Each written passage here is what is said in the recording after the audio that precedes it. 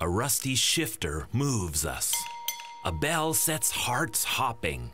A fragrance transports us. If I could go back, I probably would. The old dictionary calls nostalgia a sentimental longing or wistful affection for the past. Maybe it is memories. You know, maybe that's all it is. Typically for a period or place with happy personal associations. Just always like the old stuff. Al gets excited every time the phone rings. Yeah.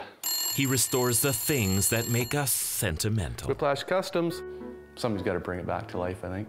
Al's breathed life into lifeless things all his life. I don't really know how it started. It just kind of evolved into pretty much this. This is his operating theater. What began with hot rods spread to bikes, then everything else. Things remembered, cherished. There's too many cool old things. 50s Vendo 44 Coke machine. One of many things awaiting the Midas touch. So I guess I am stuck in the old days. From hobbyist to paying homage, the restoration of things became career. Somebody might have had a little toy fire truck. 40 years later, they find it in the attic. Say, hey, you know, I want to bring this back to life. That's an original 1955 Thistle pedal car. To me, one of my most sentimental things is this old American Flyer train set that my dad gave me. I remember playing with it. I remember the smell of that oily smoke in the living room, and you know, it was gross, but great. Oh, toys are just cool. Much of Whiplash's work is commissioned. I think people come to us because they know we have a passion for it and we love it.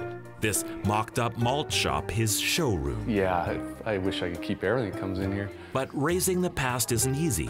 Take Al's passion for pumps, for instance. Brought back from the dead, they've been driven over or buried or... The result of over 120 hours labor, countless parts, roughly $4,500 in all. Still... The old days are perfect, so... Life's not always perfect, but for some reason these things usually remind us of the good times. Life's dents and scuffs forgotten while the memory remains. Al does most of the work himself. Labor of love, yeah. It's sometimes it bites you in the butt, though. If I'm not proud of it, then I don't expect the customer to be proud of it. Use a couple extra hours of my own time to do it, and I think it's worth it. And although he makes most things new again, sometimes paint loses its luster to patina. Sort of screamed to me it doesn't want to be touched. Let's just hang it back up and keep the old spirit there.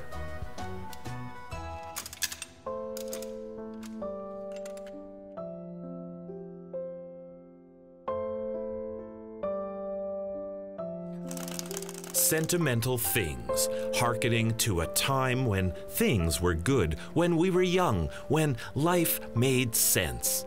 Al pours his heart and soul into these. Definitely love what we do, and it's not going to change. As long as I can keep doing it, I'm going to keep doing it. You know, some stuff you can't live without. And so we hang on to yesterday's things because sometimes they help us get through our tomorrows. If it can bring back a little bit of somebody's life that they remember. Surrounded by these relics of requiem. When you get tears in the customer's eyes, you know you've done a good job. Those things that render a silent smile whenever they are near. That's a good day's work. Until the meter finally runs out. In Saanich, I'm Paul Beilstein.